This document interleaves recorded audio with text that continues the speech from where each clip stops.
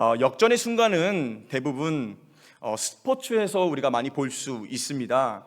경기의 끝 마무리 순간에 지고 있을 때의 마지막의 슛으로 인해서 경기의 승패를 완전히 뒤바뀌어 버리는 그러한 플레이를 할 때에 바로 버저비터라고 이야기를 합니다. 라이벌과 피말르는 그러한 치열한 접전을 벌이다가 마지막 순간에 버저비터를 하고 나면은, 그렇게 역전승을 하게 되면은 스타디움에 있었던 모든 사람들이 열광을 하고 그 짜릿한 순간에 환호의 환성을 부르기 시작합니다.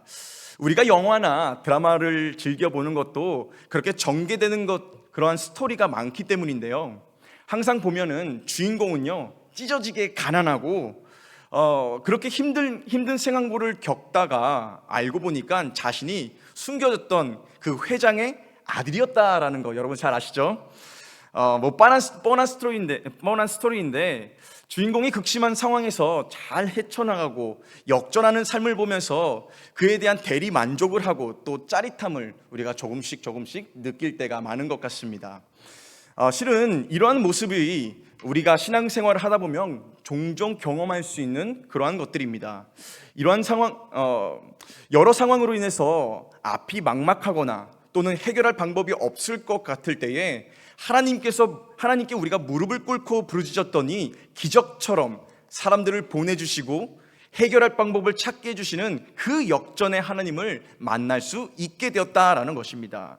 오늘 함께 나누는 이 말씀을 통해서 그 반전의 하나님을 기대하시고 나의 영적인 눈이 띄어져서 그 불가능했던 것이 가능케 되는 그 하나님을 만날 수 있는 저와 여러분들이 되길 간절히 소망합니다.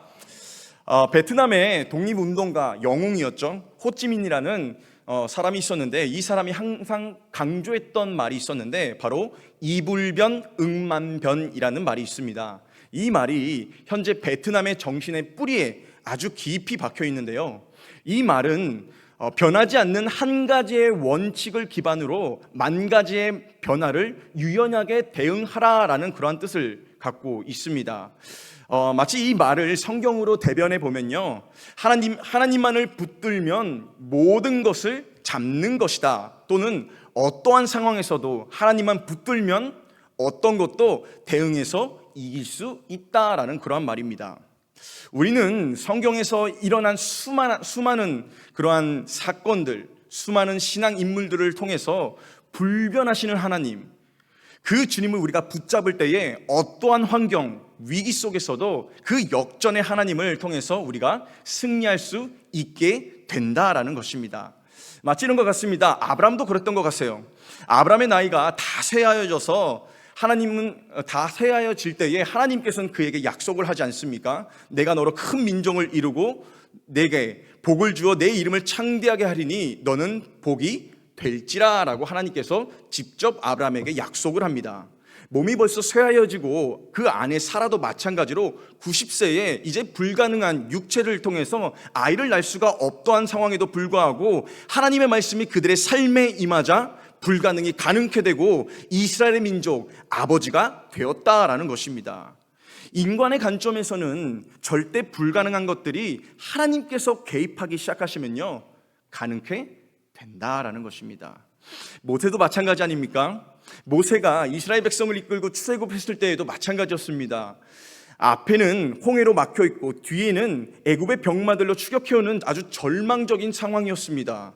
백성들은 죽음 앞에서 두려움에 떨고 있을 때에 모세는 백성들에게 이렇게 믿음의 고백을 선포합니다. 출애굽기 14장 13절과 14절 말씀에 보면 모세가 백성에게 이르되 너희는 두려워하지 말고 가만히 서서 야훼께서 오늘 너희를 위하여 행하시는 구원을 보라. 너희가 오늘 본 애굽 사람을 영원히 다시 보지 아니하리라. 야훼께서 너희를 위하여 싸우시리니 너희는 가만히 있을지니라. 그러자 모세는요 지팡이를 지켜 세우고요 홍해를 가르기 시작합니다. 이스라엘 백성들은 그 기적으로 인해서 이제 메마른 땅을 걷게 되었고, 그리고 그 뒤를 따라오고 있었던 애굽의 병마들은 모두 물에 잠기게 됩니다. 그렇게 이스라엘 백성들은 구원의 하나님을 통해 죽음에서 생명으로 옮겨지는 놀라운 경험을 하게 되는데요, 이것이 다니엘과도 마찬가지였습니다. 우상숭배의 그 거대한 제국 앞에서 하나님께 기도드리기를 멈추지 않았다라는 것입니다. 그러자 간신들이 그를 향해서 고발을 하자 굶주린 그 사자들에게 그 굴에 던져지게 됩니다. 인간적인 시각으로 보면요, 아니 어느 정도 그냥 눈치껏 봐가면서 해도 될 텐데, 아니 어느 정도 사람들이 안 볼 때 기도해도 됐을 텐데 왜 이렇게 미련하게 신앙생활을 했을까라고 생각할 수도 있습니다. 어떻게 보면 세상의 그 시각으로 바라봤을 때는 미련해 보일 수도 있었다라는 것입니다. 그런데 살아계신 하나님을 붙들자 그가 어떻게 됩니까? 그는 사자굴에서 두 발로 걸어 나옵니다. 오히려 음모를 꾸민 그 많은 자들이 사자굴에 내던져지자 즉시 그들은 찢겨 죽게 되는 그 역전의 하나님을 우리가 발견할 수 있다라는 것입니다. 여기서 변하지 않는 진리는요, 불변의 하나님을 우리가 붙들면 인간의 불가능함이 하나님을 통해 역전의 인생을 살 수 있다라는 것입니다. 이와 같이 골리앗을 물리친 다윗도 마찬가지였었고요, 살아계신 하나님을 붙잡은 욥, 기적 같은 만남을 통해서 인생이 역전된 룻, 유대인의 운명을 살린 에스더의 왕비처럼 말씀에는 수도 없이 많은 인물들이 살아계신 하나님을 붙들자 상황이 어떻게 됩니까? 그들의 삶이 역전되기 시작했다라는 것입니다. 상황에서 건짐을 받고 불가능을 가능케 하시는 그 역전의 하나님을 만나게 되었었는데요, 이와 동일하게 우리 모두가 하나님을 붙잡을 때에 우리의 삶 속에 전지전능한 하나님을 붙잡고 나가면 우리 모두도 역전의 하나님을 체험하게 되는 줄로 믿습니다. 오늘의 말씀의 맥락을 보면요, 요셉의 삶에도 마찬가지였습니다. 요셉의 인생은 가장 아름다워야 할 10대 그 나이에 아주 처절하게 인생이 무너져 버립니다. 17살 소년 요셉은 형들의 손에 끌려가서 벌거벗겨지고 또 깊은 구덩이에 무참하게 내던져져 버립니다. 살려달라고 울부짖었지만 그의 외침은요, 처절하게 외면당했고요, 오히려 싸늘할 눈빛과 이놈을 죽이느니 살리느니 정말 무시무시한 이야기들이 오고 가고 했었던 것을 그 구덩이에서 지금 요셉은 계속해서 듣고 있었던 것이었습니다. 채색 옷을 입고 아버지의 사랑을 독차지했었던 그 소년이 지금 하루아침에 이름도 신분도 미래도 빼앗긴 채 이국 땅에 아주 말도 통하지 않는 그곳에 홀로 내던져지기 시작한 그러한 인생을 살기 시작했다라는 것입니다. 그날 분명히 그의 인생이 완전히 송두리째 무너져 버렸다라는 것인데요, 그러나 절망의 밑바닥에서 요셉은요, 현실에 원망하지 않았다라는 것입니다. 자신에게 주어진 삶에서 그는 최선을 다했고요, 그의 신실함으로 인해서 마침내 보디발의 집에서 가정 총무의 자리까지 오르게 됩니다. 이제 겨우 숨 좀 돌리나 싶었는데요, 인생이 그렇게 호락호락하지가 않죠. 억울한 누명을 쓰고 또다시 햇빛조차 보이지 않는 그 싸늘한 그 지하 감옥에 다시 한번 내던져져 버립니다. 인생이 내려갈 때까지 내려갔다라는 이야기입니다. 설상가상으로 감옥에서 도와주었던 술관원, 그 사람마저도 복직한 이후에는요, 요셉을 잊어버리게 됩니다.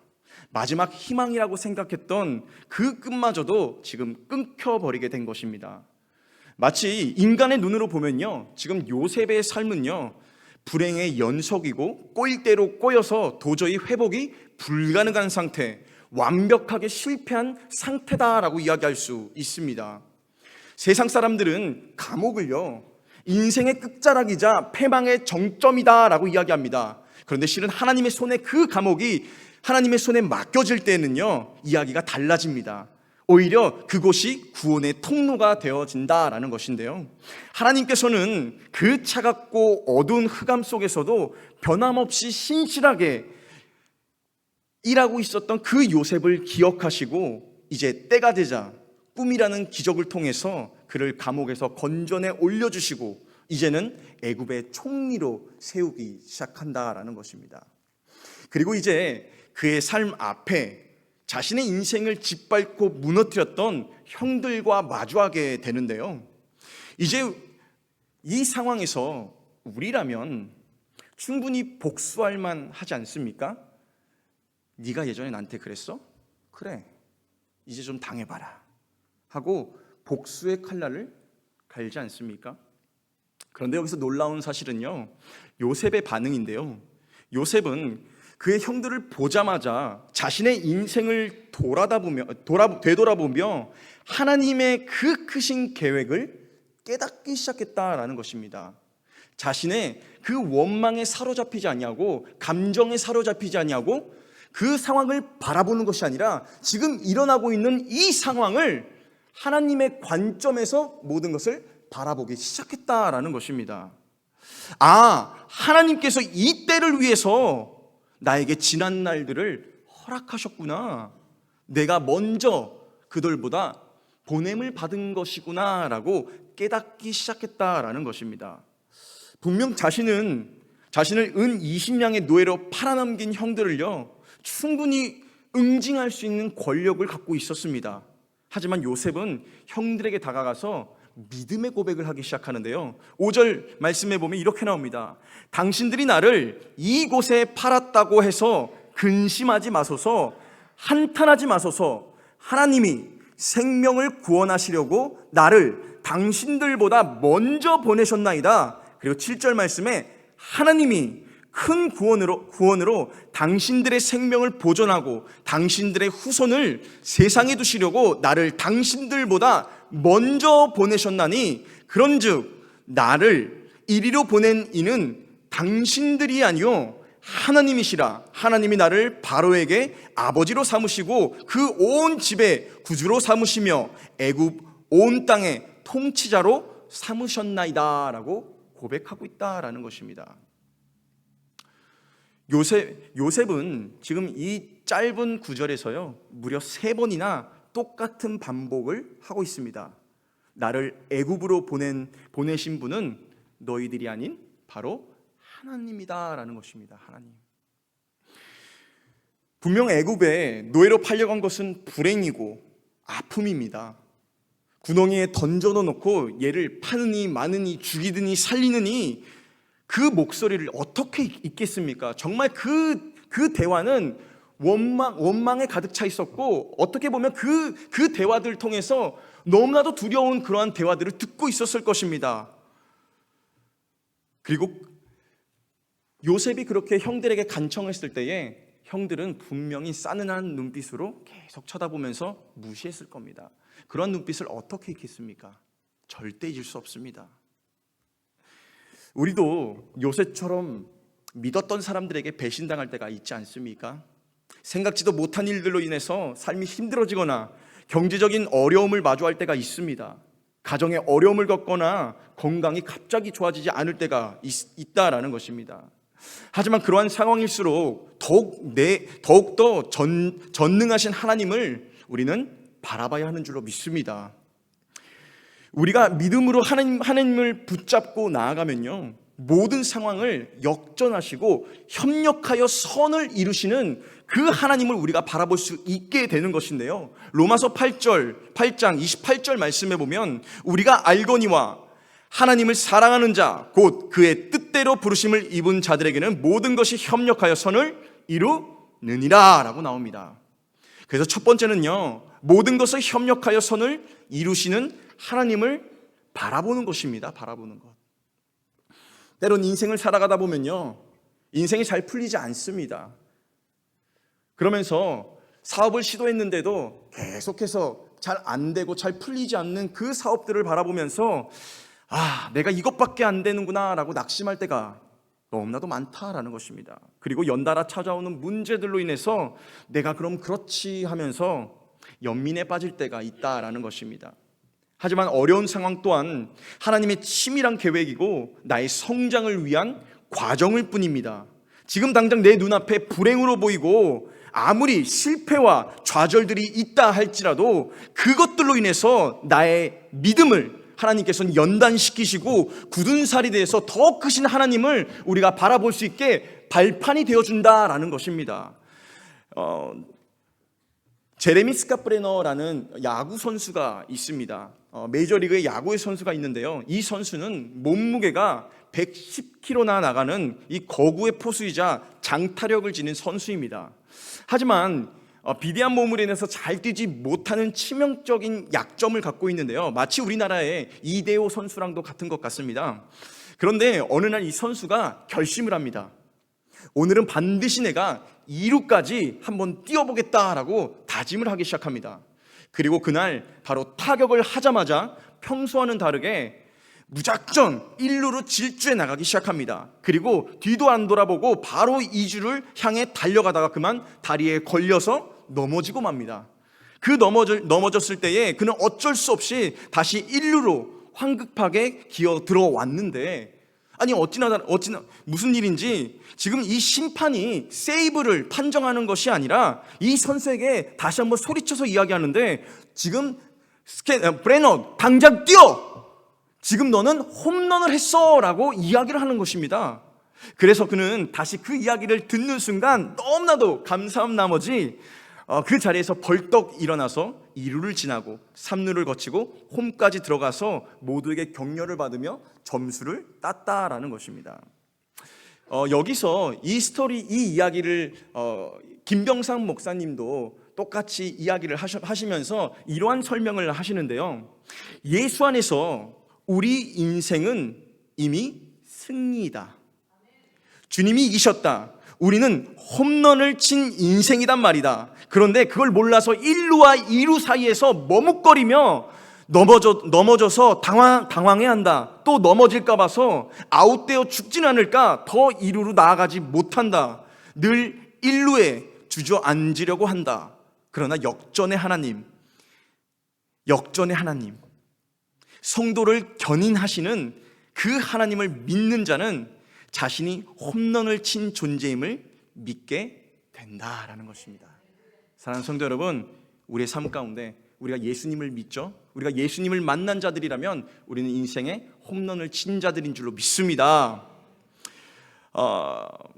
광야와 같은 인생길에 우리는요, 넘어지고 또 넘어져도 모든 것은 과적일 뿐, 우리의 종착지는요, 승리를 지금 거머쥐고 있는 바로 우리 주님과 함께하는 것입니다. 함께하는 것. 요한복음 16장 33절 이렇게 나오지 않습니까? 이것을 너희에게 이르는 것은 너희로 내 안에서 평안을 누리게 하려 함이라. 세상에서는 너희가 환난을 당하나 어찌하라고요? 담대하라. 내가 세상을 어찌했다고요? 이기었노라. 아멘인 줄로 믿습니다. 그래서 두 번째로는요, 내 인생의 주관자는 하나님이심을 우리는 끊임없이 고백해야 된다라는 것입니다. 어떤 하나님이요? 주관자 되시는 하나님. 요셉은 계속해서 3번 고백하지 않았습니까? 나를 애굽으로 보내신 분은 하나님이십니다. 하나님. 자신의 인생의 주관자는 나 자신이 아닌 오직 하나님이시며 그 길을 인도하시는 분도 바로 하나님이다라는 것을 고백하고 있는 것입니다. 저희 가정도 여기 계시는 성도님들 다 아시겠지만 저희 가정도 아르헨티나에서 호주로, 또 호주에서 도미니카로, 또 도미니카에서 파라과이로, 파라과이에서 지금 10년 만에 다시 어디로 돌아왔습니까? 아르헨티나로 다시 돌아왔습니다. 이렇게 사역지를 옮기는 것은요, 절대 쉽지 않습니다. 정말 어렵습니다. 많은 도전들이 있고요, 많은 문제들이 생기고 많은 어려움들을 겪음에도 불구하고 그럴 때마다 우리가 옮겨야 될 그럴 상황 때에 저희 가정이 항상 고백하는 것이 있는데, 그것은 바로 하나님께서는 좋으신 분이다. 하나님은 좋으신 분이에요. 하나님, 나의 모든 것을 아시며 좋은 길로 인도해 주실 거야 라고 선포하고 저희는 길을 떠납니다. 앞으로 또 하나님께서 어떻게 인도하실지 모릅니다.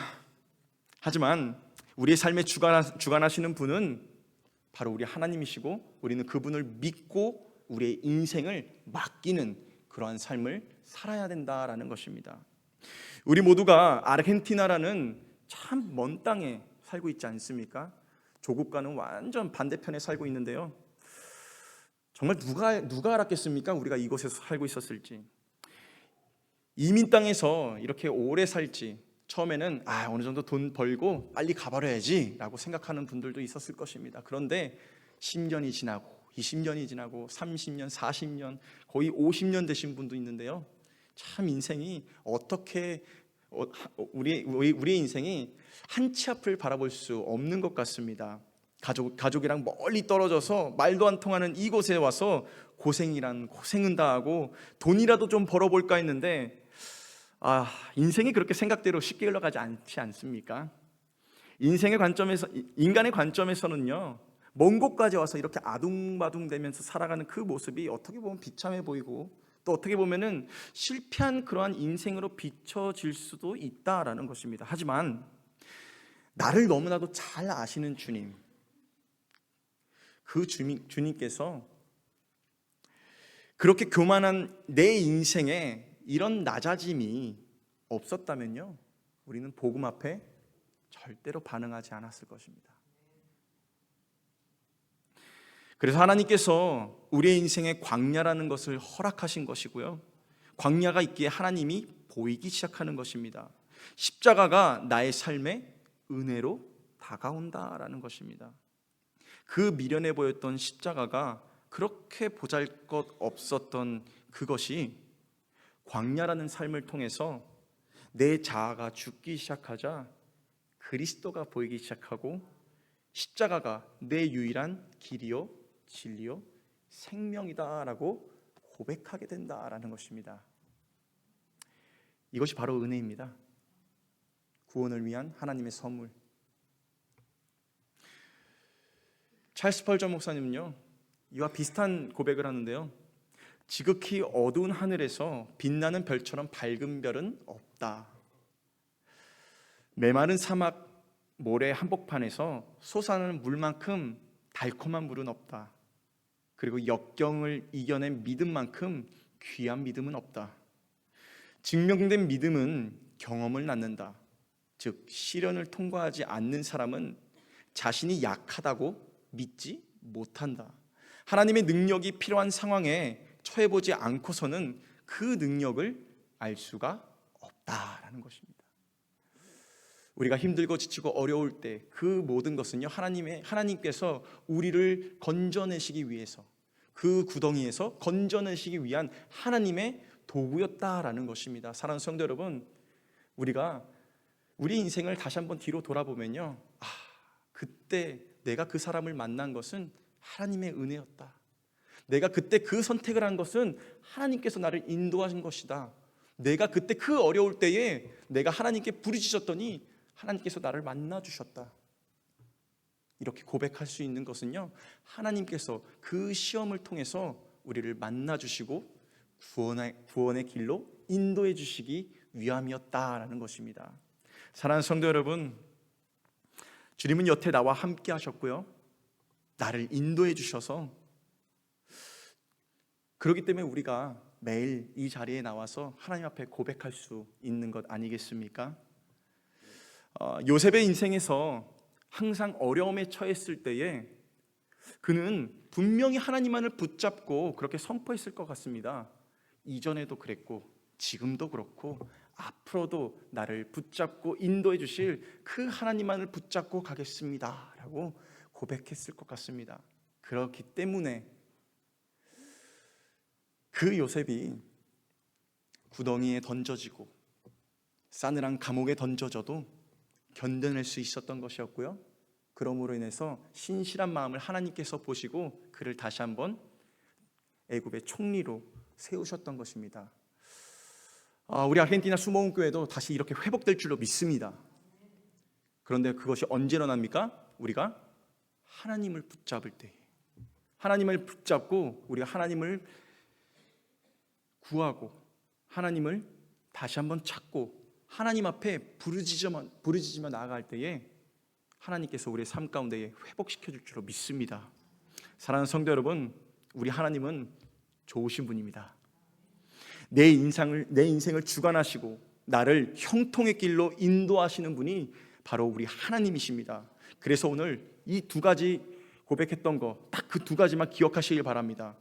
하나님은 모든 것을 선으로 인도하시는 분, 그리고 나의 삶의 주관자 되시는 분, 이것을 기억하시고요, 우리의 삶에 이 말씀을 살아낼 수 있는 저와 여러분들 되길 간절히 소망하겠습니다.